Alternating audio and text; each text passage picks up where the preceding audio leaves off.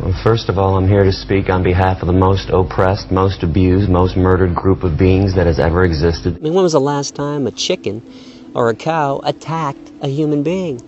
How about never? A pig, a turkey, never. We're the ones that attack them. Cows have harmed nobody.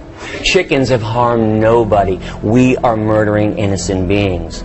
We send them to slaughterhouses. They know what's going on. They're aware. They're conscious. They smell death and fear and blood in the air.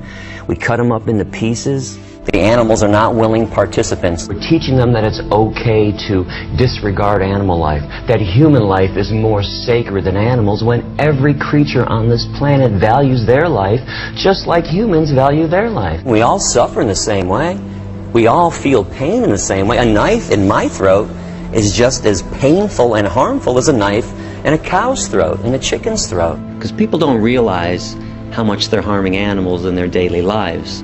Most people I know aren't evil people, but most people don't realize their daily choices support evil. So if you put a knife in my hand when I was growing up, even though I ate meat, said, "Hey Gary, go kill that cow," Billy, you must be crazy. I'm sticking that knife in somebody else's throat.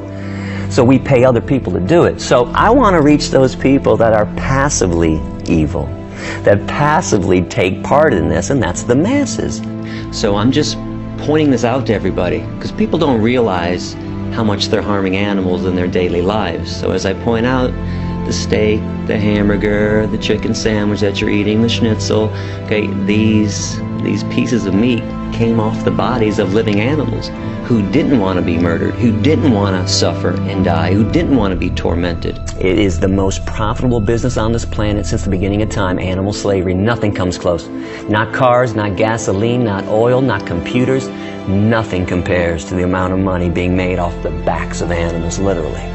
I want to show people what's going on, because if you watch the news, if you watch TV, the advertisements are happy cows. So I went to a slaughterhouse on my own to see what was going on. I heard their screams.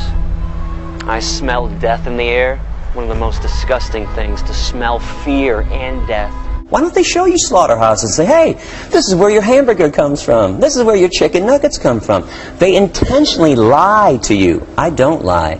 I intentionally tell you the truth, because I think if you saw what was going on in the slaughterhouse, no logical person could choose to continue to eat animal flesh. It is sad that we can't talk to kids about the truth about what's going on in the world. Every second, just so you know, of every minute, of every hour, of every day, female animals are raped to impregnate them. Every second, animals are being killed. In America today, 30 million innocent beings will be murdered for a sandwich. Well, we're talking 12 million people were killed by the Nazis. In 1 year alone on this planet, 60 billion land animals, 90 billion marine animals are tortured, tormented, and killed in the world's most massive Holocaust. That's just in 1 year alone. And when we teach children that the Jewish Holocaust was evil, but then we send animals to their death, to the slaughterhouses in the same extermination trucks that sent Jews to their death, we're committing a gross error. Remember, I don't do things to be a politician. I don't say things that people want me to say. I speak the truth, and the truth is harsh. I know people don't want to hear that there's a Holocaust taking place, that they're taking part in, but that's a fact. I call human beings murderers of animals. That's what we do. That's the truth. The truth is harsh. They must look at us like we are devils. We cut things off their bodies, their horns while they're fully conscious, off the cows. We cut the beaks off of hens. We rip the testicles out of baby pigs when they're born. We have treated our cousins in fur and feathers so horribly that beyond a doubt, if they ever formed an organized religion, the devil would be depicted in human form. Put yourself in the animal's position. Imagine somebody raped you to impregnate you. You gave birth to this baby. This baby was stolen from you at birth. That baby was fattened up with corn and soy and wheat and oats. That baby was put on a concentration camp truck, sent to a slaughterhouse, hung upside down, fully conscious in front of all of her own species, screaming, terrified, in fear, knife shoved into, her throat, cut up into pieces. Where's the justification for this? This is why vegans get so militant, because I don't want to be a two-legged devil. to the animals or to anybody. No injustice can live forever. Sadly, injustice can live for hundreds or even thousands of years, but no lie can last forever, and people are becoming aware. Change is slow. It took 400 years to convince white people in America not to own blacks. You can see why this is taking so long. I speak against speciesism in the same way Nelson Mandela spoke against racism.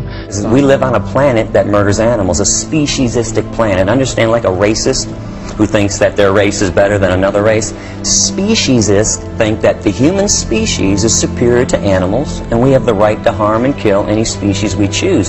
Where do humans get off owning and controlling living beings? Do you know that if you took humans off this planet, the extinction of humans would benefit everything that exists, the animals, the forest, the air, the water, the mountains? If the bees disappear, everything falls apart. This is how special and valuable bees are to the world. The issue is we just need to change the way we view animals. We have to realize humans aren't the only beings on this planet, and we're not more important than animals. Because this is the first form of the hatred humans are taught. Racism, sexism, anti-Semitism, heterosexism, these are branches of hatred. The root is speciesism. When you're a kid growing up, you're taught, hey, be nice to the dog, be nice to the cat. But that cow, that chicken, yeah, he doesn't count. Just kill them, screw them. Be nice to the horse. Be upset when somebody poaches a rhino. Be upset if somebody cuts the fins off of a shark. Hey, but that turkey, kill him. It's Thanksgiving, it's a holiday. So the kid is confused growing up. So when we get down to talking about discrimination and why it's wrong, where it comes from, it all stems from that somebody looks and acts differently than you. If you taught a child growing up that, hey, just because that chicken looks differently than you do, that chicken has every right to live. That spider has every right to live, just like you do. How is that child going to grow up and look at a different person who's a different size, shape, and color? How is that kid going to look at that person in hatred, with violence? Speciesism, by eradicating that, we can bring peace to this planet. You said my steak, I'm very big on language. That steak was never yours. Okay, that steak is a euphemism, by the way. That's cow flesh. That flesh belonged to another living being. So we always want to say leather when it's cow skin. Even the terms bacon. What's bacon? You mean pig flesh? 75% of the animals on this planet are herbivores. Of course. But why do we try to justify human behavior based on lion behavior or shark behavior? Notice you have clothes on. That you have a cell phone and you have a computer. It is unfair to pick one thing that lions do that you want to mimic when you don't want to mimic anything else they do. You notice that convenient argument? We just want to do what the lions do when they eat antelope. You put a 2-year-old child in a crib with a bunny rabbit and an apple. Let me know when the child eats the bunny rabbit and plays with the apple. We are purely herbivorous. We have no carnivorous or omnivorous instincts whatsoever. It's an unfair comparison. You're not a lion, and just so you know, lions are carnivores. Humans are not. We are herbivores, 100% up and down, physiologically. If your jaw moves from side to side in a grinding motion and you chew, you're 100% herbivore. If you were a meat eater like a lion, your jaw would only go like this, up and down, rip and swallow. If you sweat through your pores to cool yourself, you're herbivore. See, the problem that I have is when people lie about why they harm animals, that animals don't think, that they can't feel, that they're not smart, that I need my protein, that we can do it in a humane way. See, we can't throw this word humane out there when we're talking about rape, torture, and murder. You can't put the word humane next to it. So if I go and meet a woman at a bar, I buy her some drinks, I bring her some flowers, I take her back and put on some soft music, some Teddy Pendergrass, and we dance and we look in each other's eyes, and I slip her a date rape drug and rape her. Is that humane? Why not? She didn't feel a thing. See, because the act of rape is evil, okay? The act of murder is evil. You can't do it in a nice way. Okay, we have to stop thinking that there's a nice way. In fact, you know what the nice way to kill is? Not to kill. That's a nice way. I noticed that religious people love to worship things that we created in God's name. The Bible, the Quran, Stars of David, the cross, but nobody worships anything that God created. It's the water, polluted, the air, polluted. The forest, cut it down. Anything that God made, we destroy. Anything that we made in God's name, we worship. So my condemnation isn't about God, it's about what religious people do in God's name. Over the years, as I've talked to tens of thousands of people, I've noticed that people who have been oppressed, Jews, Hispanics, women, blacks, they always respond better to this revolution that I'm involved in because they understand oppression. They've been through it. They know what it's like to be treated like nothing, like their lives don't matter. People who have been harmed understand why it's wrong to harm somebody else. So I want to eradicate the lies and get down to the issues at hand. I'll show you hospitals full of people with heart disease, cancers, diabetes, osteoporosis, kidney problems, etc., all stemming from animal protein, the main cause of every major disease on this planet. Now here's what I love about the health benefits of veganism. When you're being altruistic, you should never expect anything in return. Right. When you're vegan, you get a lot of great things in return. Your health, you're good to the earth. Because let's face it, the worst form of environmental destruction is animal agriculture. That's right. So there's some great benefits and kickbacks, but without a clear conscience, without mental health, we can't have physical health. So if you're going to focus on the physical health aspects and miss this aspect, you're still not right. I think when you put violence in, you get violence out. You consume discrimination and death, you're going to, exude the Because same some people horrible may things. say, What's wrong with somebody choosing to be compassionate, choosing to be good to the environment, so children don't have to starve to death around the world while we're feeding 50% of the world's crops to 60 billion land animals in the meat, dairy, and egg industries? And find peace on this planet by eradicating speciesism. You can start, giving compassion to the animal kingdom, to the insect kingdom. Then you start living peacefully with the planet and with each other. And peace begins at the dinner table. Because we claim to be moral beings. We claim to know right from wrong. We claim to be compassionate. And as long as humans make these claims, I'm going to be in everyone's face and say, you can't do it halfway.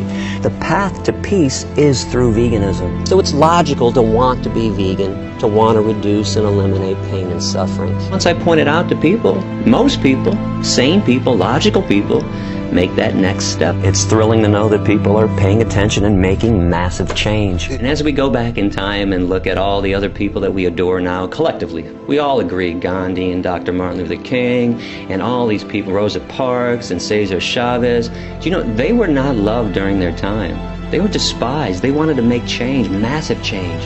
It's only later on that a society looks back at revolutionary activists and says, oh, man, he was great. He was just trying to bring peace and justice.